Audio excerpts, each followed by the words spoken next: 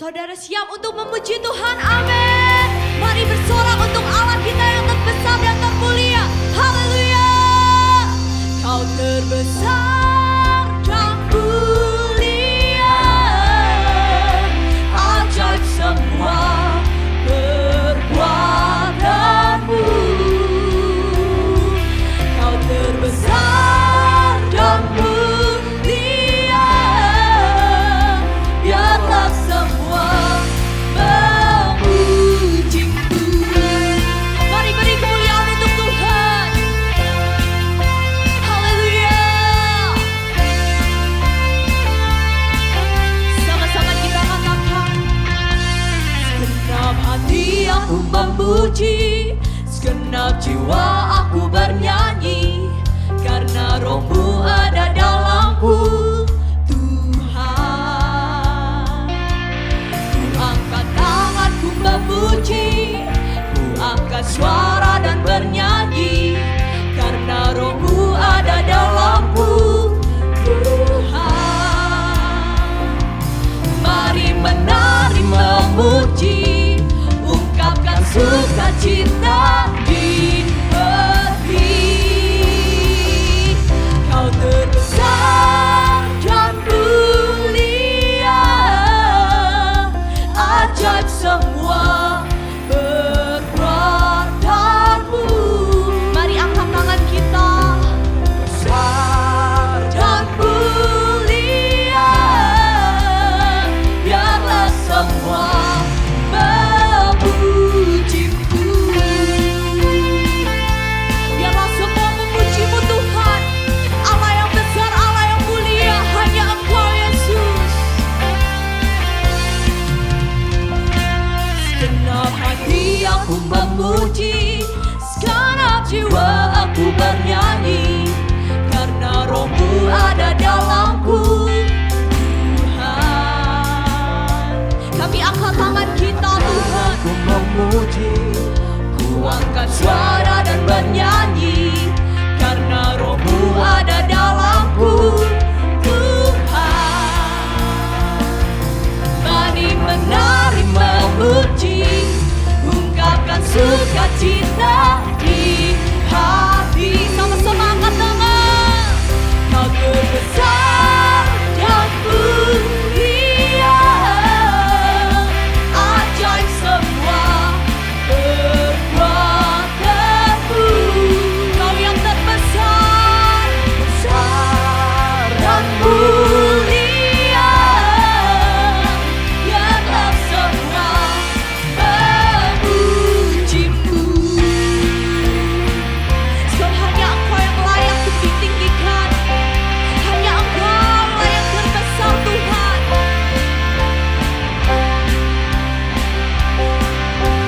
Mari beri kemuliaan untuk Tuhan. Haleluya. Kau terbesar dan mulia, ajaib semua perbuatanmu. Kau yang terbesar dan mulia, biarlah semua memuji. Sekali lagi kita katakan, Kau terbesar dan mulia, ajaib semua perbuatanmu. Kau terbesar dan mulia, biarlah semua memujimu.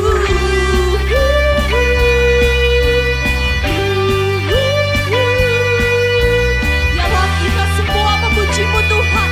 Haleluya. Beri kemuliaan untuk Dia. Haleluya.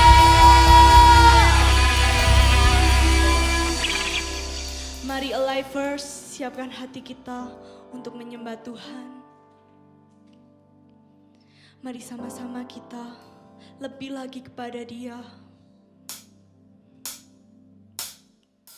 Hanya Engkau yang terutama Tuhan. Hanya Engkau satu-satunya Tuhan. Ajar kami kami untuk lebih lagi mencintai-Mu Tuhan Yesus.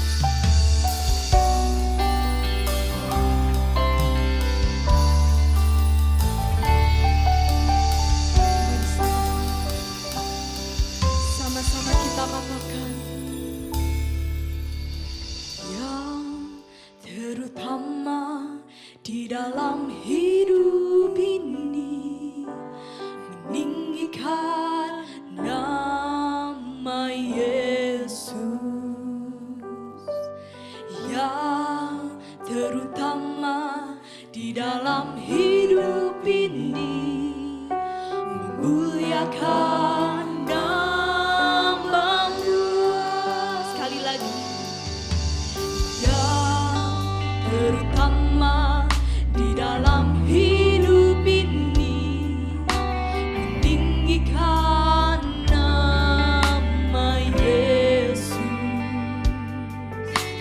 Yang terutama di dalam hidup ini memuliakan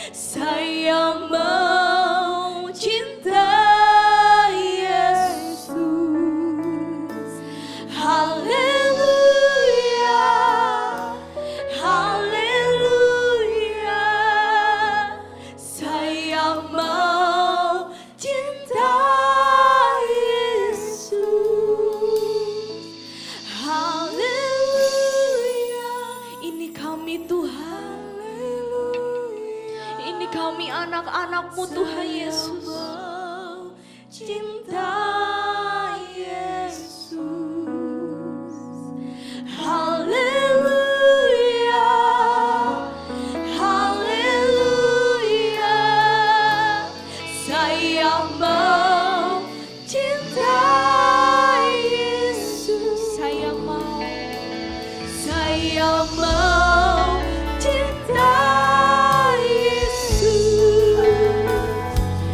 Saya mau cinta Yesus. Mari kita sembah Dia, mari tinggikan namanya. Sekiara lawaya, lawaya, lawaya, lawaya, lawaya, lawaya, lawaya. Kami mau cinta Engkau Tuhan, kami mau mencintai Engkau, kami mau mencintai-Mu Yesus. Sekiara lawaya, lawaya, lawaya, sekiara lawaya, lawaya, sekiara lawaya, lawaya, lawaya,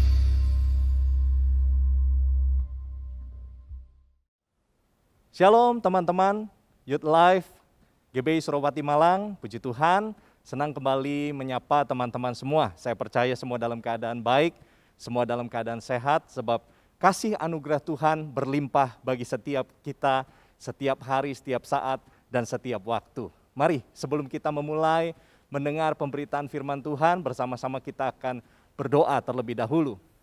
Bapa di surga, kami bersyukur, sungguh Engkau mengasihi kami, Engkau baik kepada kami. Apapun musim yang sedang kami lalui, kami percaya Engkau menyertai kami. Engkau yang terus menuntun setiap langkah demi langkah kami pasti menuju kepada penggenapan daripada janji-janji firman-Mu. Oleh karena itu mari terus Roh Kudus penuhi kami, urapi kami, agar kami boleh terus menjadi pelaku-pelaku firman. Kehidupan kami boleh terus bertumbuh dan didewasakan di dalam Engkau. Dan hidup kami boleh berbuah, hidup kami boleh menjadi berkat, dan nama Tuhan Yesus dipermuliakan. Terima kasih Bapa di surga, urapi hamba-Mu, apa yang boleh disampaikan, setiap persiapan yang boleh diberikan, biarlah semuanya berasal daripada Engkau sendiri. Dan kami percaya kebenaran-Mu itu yang memerdekakan setiap kami. Terima kasih, kami bersyukur, kami sambut firman-Mu dengan sukacita dan segala pujian hormat hanya di dalam nama Tuhan Yesus Kristus. Haleluya, amin. Puji Tuhan. Pertama-tama saya mau mengucapkan terima kasih untuk Bapak Gembala GBI Suropati Malang yang kembali memberikan kesempatan untuk saya boleh sharing firman Tuhan di kalangan anak-anak muda, teman-teman di Youth Life Malang. Puji Tuhan. Baik. Mari kita langsung kepada perenungan firman Tuhan. Pada hari ini, kita tahu bahwa tuntunan Tuhan melalui gembala kita bahwa tahun ini adalah tahun paradigma yang baru. Nah, saya percaya bahwa visi atau tuntunan itu bukan sekedar menjadi konsen atau kita lakukan hanya di momen-momen tertentu atau hanya di waktu-waktu tertentu.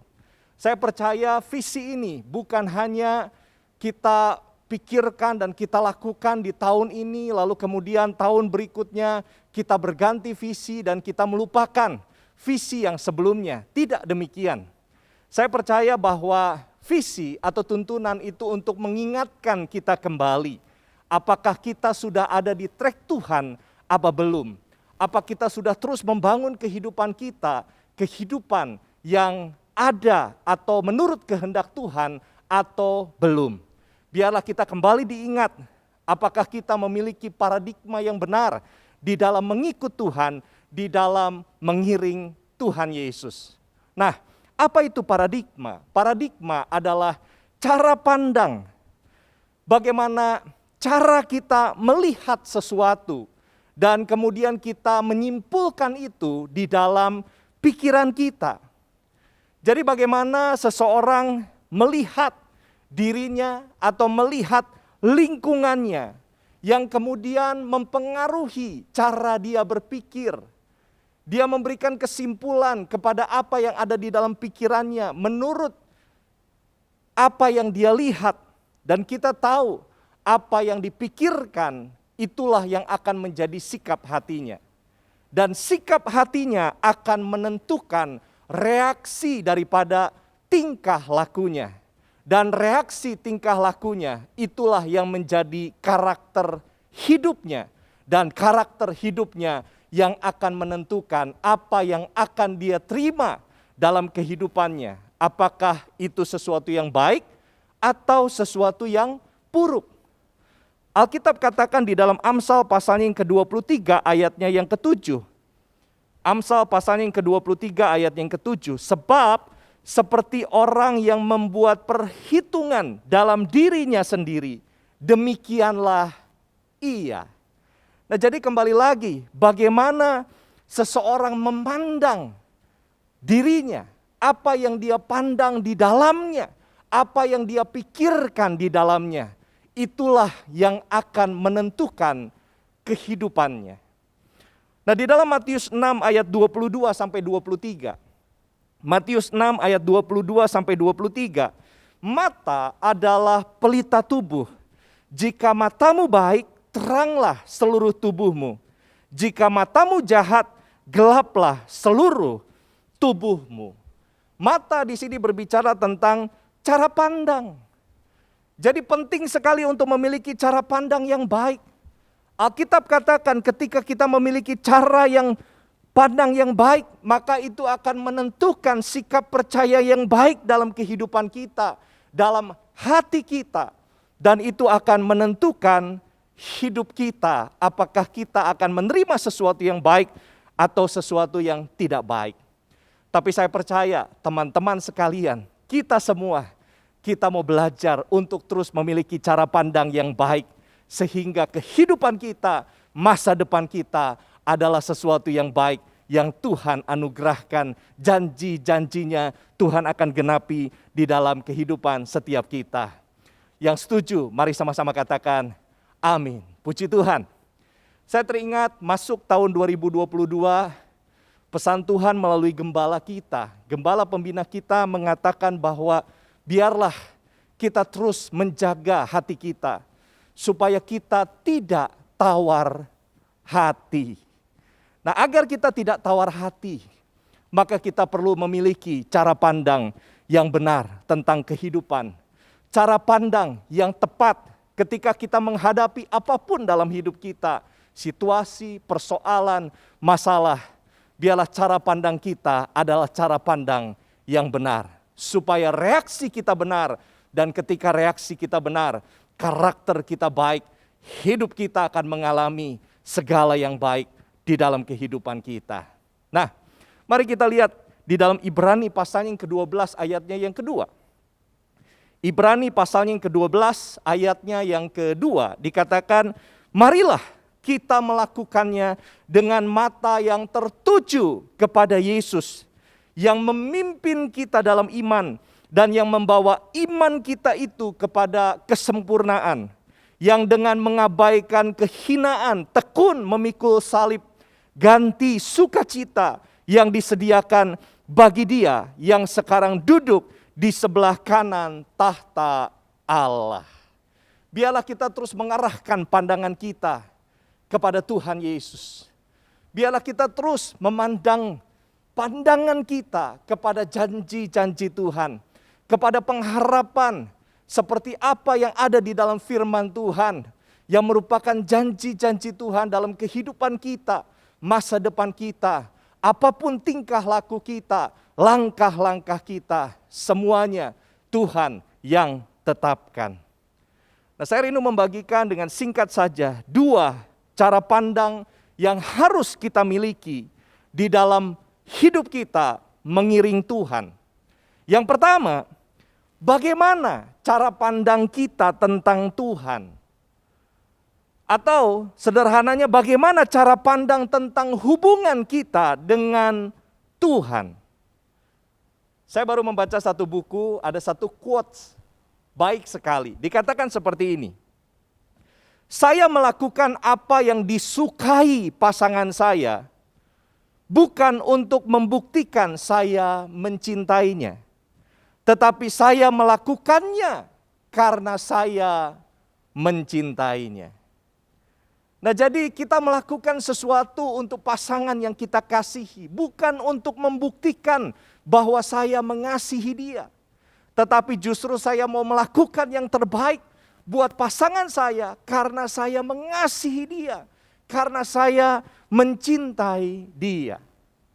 Banyak ya anak-anak muda ya waktu pacaran, wah rasanya berusaha untuk menuntut dirinya sendiri bagaimana memberikan yang terbaik, bagaimana menunjukkan cintanya kepada pasangannya. Nah, kenapa? Karena wah ya di situ ya berkobar-kobar cintanya. Tapi seringkali ketika setelah menikah, bukannya menuntut dirinya bagaimana memberikan yang terbaik buat pasangannya, tetapi seringkali jadi menuntut pasangannya untuk memberikan apa yang terbaik buat dirinya. Tapi biarlah kita terus dipenuhi dengan kasih Tuhan Yesus. Kasih Tuhan Yesus adalah berusaha terus memberikan yang terbaik. Terus mengasihi, melakukan sesuatu bukan karena terpaksa, Melakukan sesuatu bukan hanya sekedar karena pembuktian, tapi melakukan segala sesuatu karena kasih Tuhan yang terus berkobar-kobar di dalam hati setiap kita. Apakah kita mendekat kepada Tuhan karena berkat-berkat-Nya? Apakah kita mendekat kepada Tuhan karena kita takut sehingga kita menginginkan perlindungan Tuhan? Itu betul, itu tidak salah. Tetapi biarlah kita mau lebih lagi, bahwa kita mendekat kepada Tuhan bukan karena berkat-berkat-Nya, bukan karena perlindungan-Nya, bukan karena kita membutuhkan, maksudnya membutuhkan sesuatu yang Tuhan bisa berikan bagi kita. Tapi kita mendekat kepada Tuhan karena kita memang mengasihi Tuhan. Karena kita memang rindu untuk dekat dengan Tuhan. Kita rindu untuk bersekutu dengan Tuhan. Kita rindu untuk mencari tahu apa yang Tuhan inginkan, apa yang Tuhan kehendaki untuk kita lakukan dalam kehidupan kita. Saya setiap mempersiapkan firman, saya sering pakai earphone, dengar YouTube, instrumen-instrumen rohani, instrumen-instrumen pujian dan penyembahan. Ada satu istilah yaitu soaking. Nah, soaking itu artinya adalah berendam. Nah, berendam yaitu istilah berendam di dalam hadirat Tuhan. Merasakan hadirat Tuhan, merasakan kehadiran Tuhan, menginginkan Tuhan, hanya menginginkan Tuhan ada bersama-sama dengan kita, menginginkan tuh bersekutu dengan Tuhan. Nah, saya memperhatikan ada komen-komen dari orang-orang yang juga mendengarkan channel YouTube itu. Nah, banyak yang bersaksi seperti ini. Ada yang dia divonis tekanan darah tinggi sehingga kemungkinan akan mengalami stroke. Dia takut. Tetapi kemudian dia mulai mendengar. Dia mendengar instrumen pujian penyembahan dari YouTube itu. Dan dia mulai merasakan begitu haus akan Tuhan. Begitu merindukan hadirat Tuhan. Dan apa yang terjadi? Dia mengalami kesembuhan. Jadi ketika dia menginginkan hanya Tuhan saja. Dan di dalam hadirat Tuhan pasti ada kesembuhan. Pasti ada pemulihan, pasti ada berkat-berkat Tuhan. Ada yang bersaksi juga bagaimana dia divonis sakit kanker. Lalu dia sudahlah, saya harus mengalami seperti ini. Jadi dia hanya belajar untuk soaking, berendam di dalam hadirat Tuhan. Dan apa yang terjadi? Waktu dia cek, ternyata sakit kankernya disembuhkan oleh Tuhan. Ada yang sedang mengalami ketakutan. Dan dia hanya berusaha untuk, aku mau tinggal dalam hadirat Tuhan. Dan apa yang terjadi? Diberikan ketenangan, diberikan damai sejahtera. Ada yang mendengar instrumen itu dan mulai bertobat. Mulai menyesali jalan-jalannya yang salah. Dan berbalik dari jalan-jalannya yang salah itu. Ketika orang sungguh-sungguh hanya terfokus kepada Tuhan. Hanya merindukan Tuhan, hanya inginkan dekat dengan Tuhan. Saya percaya bahwa tetap ada berkat-Nya, tetap ada anugerah Tuhan, tetap tanda kutip ada bonusnya. Di dalam hadirat Tuhan ada mujizat, di dalam hadirat Tuhan ada kekuatan yang baru, di dalam hadirat Tuhan ada kesembuhan. Tapi yang paling penting, biarlah motivasi kita memandang Tuhan bukan untuk berkat-Nya, bukan untuk mujizat-Nya. Tapi kita mendekat kepada Tuhan karena memang kita rindu mengenal Tuhan. Sehingga biarlah sikap hati kita mengatakan begini, Tuhan, aku percaya kepada Engkau bahwa Engkau adalah Tuhan yang baik, bahwa Engkau Tuhan yang mengasihi aku. Bahkan ketika aku tidak merasakan kebaikan dan kasih-Mu, tapi aku tetap percaya Tuhan tetap baik, Tuhan tetap mengasihi aku.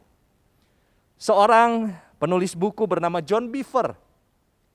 Dia menulis satu quotes baik sekali, dikatakan begini.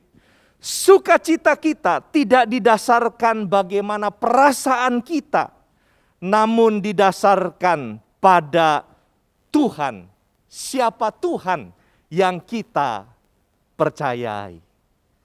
Jadi bukan didasarkan pada perasaan kita. Waktu perasaan kita lagi baik, perasaan kita lagi enak, perasaan kita lagi tenang, mudah untuk sukacita. Tapi waktu perasaan kita mungkin galau, perasaan kita susah, apakah kita tetap percaya Tuhan baik bagi kita, Tuhan mengasihi kita, Tuhan peduli kepada kita, dan Tuhan selalu hadir di dalam kehidupan setiap kita.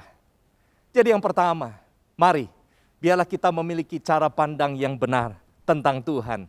Cara pandang yang benar tentang bagaimana kita membangun hubungan dengan Tuhan. Dan yang kedua, yang perlu kita bangun, yang perlu kita miliki di dalam hidup mengiring Tuhan, yaitu bagaimana cara pandangmu tentang tujuan hidup di dalam Tuhan. Bagaimana cara pandang kita tentang tujuan hidup di dalam Tuhan. Mari kita lihat Roma pasal yang ke-8 ayatnya yang ke-28 sampai 30. Roma pasal yang ke-8 ayatnya yang ke-28 sampai 30. Demikian firman Tuhan, kita tahu sekarang bahwa Allah turut bekerja dalam segala sesuatu untuk mendatangkan kebaikan bagi mereka yang mengasihi Dia, yaitu bagi mereka yang terpanggil sesuai dengan rencana Allah. Sebab semua orang yang dipilihnya dari semula, mereka juga ditentukannya dari semula untuk menjadi serupa dengan gambaran anaknya, supaya ia, anaknya itu, yaitu Tuhan Yesus, menjadi yang sulung di antara banyak saudara. Dan mereka yang ditentukannya dari semula, mereka itu juga dipanggilnya, dan mereka yang dipanggilnya, mereka itu juga dibenarkannya, dan mereka yang dibenarkannya, mereka itu juga dimuliakannya. Jadi apa tujuan hidup kita di dalam Tuhan? Kita perlu menyadari bahwa tujuan hidup kita adalah memuliakan Tuhan melalui hidup kita, melalui sikap, melalui perbuatan, melalui pemberian, melalui pertolongan, melalui sikap murah hati kita, supaya kita dapat menyaksikan Tuhan Yesus melalui kehidupan kita. Itulah tujuan hidup setiap kita. Maka itu berdasarkan firman Tuhan di dalam Roma pasal yang ke-8 ayatnya ke-28 sampai 30 ini. Yang perlu kita sadari, yang pertama, apakah teman-teman bersyukur bahwa kita adalah orang-orang yang dipanggil dan dipilih oleh Tuhan? Sekali lagi, apakah teman-teman kita semua bersyukur bahwa kita adalah orang-orang yang dipanggil dan dipilih oleh Tuhan? Jujur Bapak Ibu, jujur teman-teman, saya pernah berhadapan ketika saya menyampaikan kesaksian, saya menceritakan tentang Tuhan Yesus, untuk seseorang mau membuka hatinya, mau melembutkan hatinya untuk mengakui Yesus sebagai Tuhan dan Juru Selamat, bukanlah sebuah yang mudah, sesuatu yang mudah. Bahkan saya pernah menceritakan tentang Tuhan Yesus, dan lawan bicara saya bilang seperti ini, itu kan menurut kamu. Saya juga punya Tuhan yang saya percayai. Kenapa kamu bisa bilang bahwa Tuhan kamu adalah Tuhan yang lebih benar daripada Tuhan saya? Nah, kalau sudah dikatakan seperti itu, kita mau argumen apa lagi? Karena memang hatinya sudah tidak percaya. Jadi apa yang bisa dilakukan? Kita hanya bisa berdoa, minta Tuhan melembutkan hatinya. Minta Tuhan mengetuk, menggedor hatinya. Supaya akhirnya dia membuka pintu hatinya. Dan dia boleh percaya kepada Yesus sebagai Tuhan dan Juru Selamat. Karena ketika seseorang percaya, maka dia akan diselamatkan. Tetapi orang yang tidak percaya, dia akan binasa. Maka itu teman-teman, bersyukurlah kita bisa membuka pintu hati kita. Sekalipun kita menghadapi tantangan, masalah persoalan, tapi kita tetap bisa percaya kepada Tuhan Yesus. Semua adalah anugerah dan kebaikan Tuhan. Peganglah Tuhan Yesus senantiasa dalam kehidupan kita. Sekali Tuhan Yesus, tetap Tuhan Yesus sampai selama-lamanya. Yang setuju, boleh sama-sama katakan, amin. Puji Tuhan. Amin. Baik. Dan yang kedua, mari perlengkapi dengan satu sikap hati. Bahwa segala masalah yang kita hadapi, itu adalah suatu proses supaya kita semakin memiliki karakter Kristus. Dalam Yakobus pasal yang pertama ayatnya yang kedua sampai keempat. Yakobus pasal yang pertama ayatnya yang kedua sampai keempat dikatakan, saudara-saudaraku, anggaplah sebagai suatu kebahagiaan apabila kamu jatuh ke dalam berbagai-bagai pencobaan.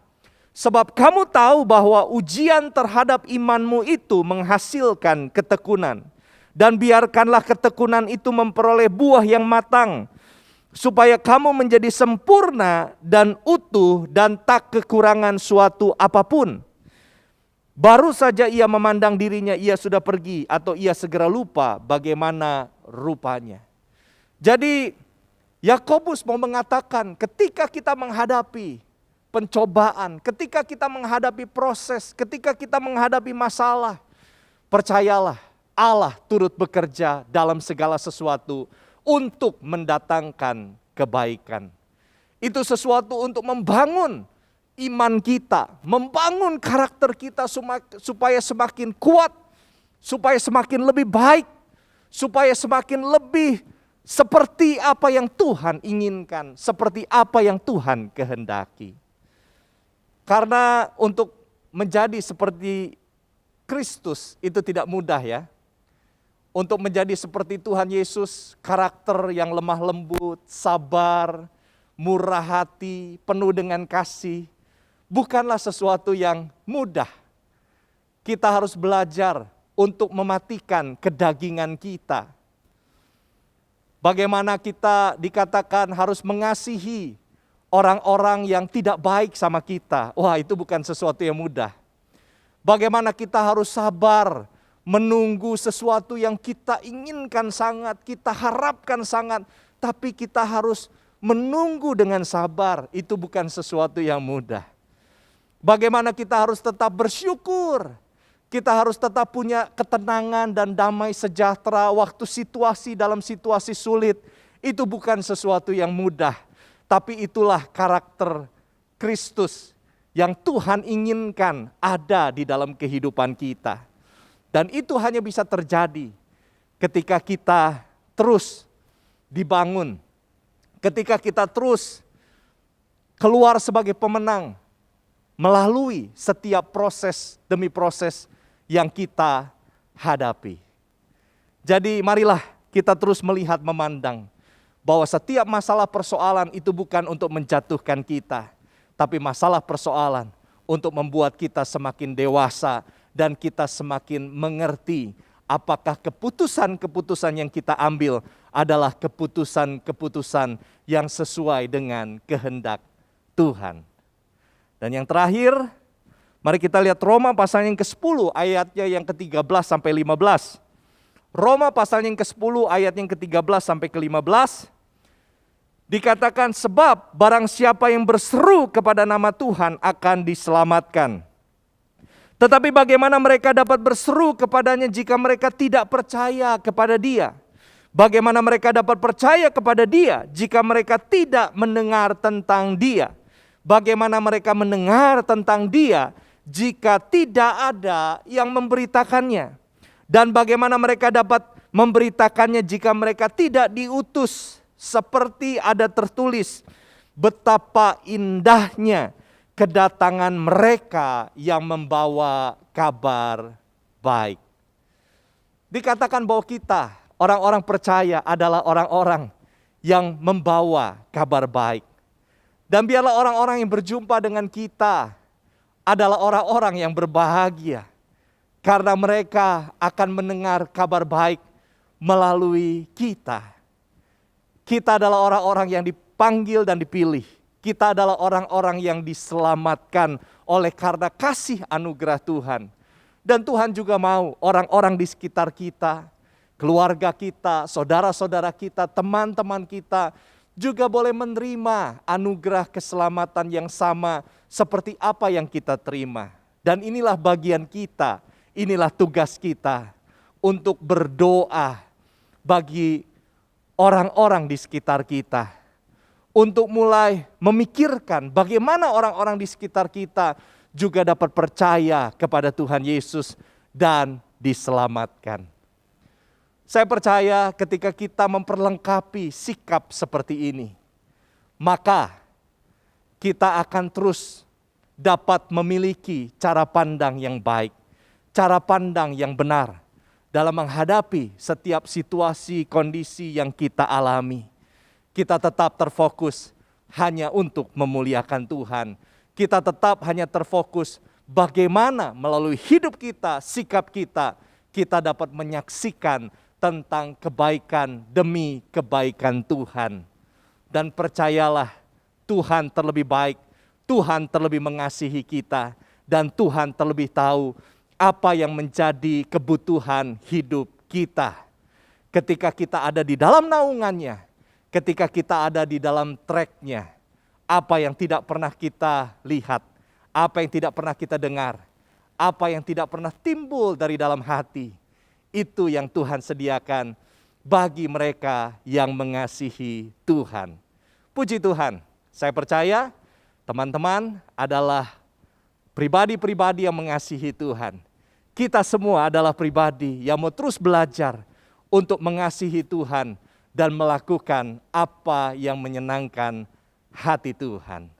Tuhan Yesus memberkati kita semua. Mari kita berdoa. Bapa di surga, kami bersyukur, terima kasih untuk sebagian daripada prinsip kebenaran firman Tuhan yang boleh kami terima. Mari terus urapi kami, Roh Kudus penuhi kami. Engkau yang memampukan kami dan memberikan kami kekuatan untuk kami dapat menjadi pelaku-pelaku firman. Karena ketika kami melakukan apa yang menjadi perintah-perintah-Mu Tuhan, maka Engkau akan membuat perjalanan kehidupan kami berhasil dan beruntung. Tetapi terlebih lagi, biarlah Engkau disukakan, Engkau ditinggikan, dan Engkau dimuliakan. Mari terus urapi kami, biarlah di tahun 2022 ini kami terus memiliki cara pandang yang benar. Cara pandang yang sesuai dengan kehendak Tuhan. Sehingga kami boleh memiliki terus Tuhan motivasi, kekuatan dalam kehidupan yang berasal daripada Engkau sendiri. Roh yang menyala-nyala dan kerajinan yang tidak pernah kendor untuk melayani Tuhan. Terima kasih Bapa di surga, berkati anak-anak-Mu ya Bapa, berkati Tuhan seluruh aspek kehidupan apapun yang dilakukan dan dikerjakan. Boleh Tuhan buat berhasil dan boleh menjadi berkat di dalam kehidupan keluarga bersama dengan orang tua, sanak saudara semua. Tuhan, Engkau memberkati. Terima kasih. Kami bersyukur di dalam nama Tuhan Yesus kami berdoa. Haleluya. Amin.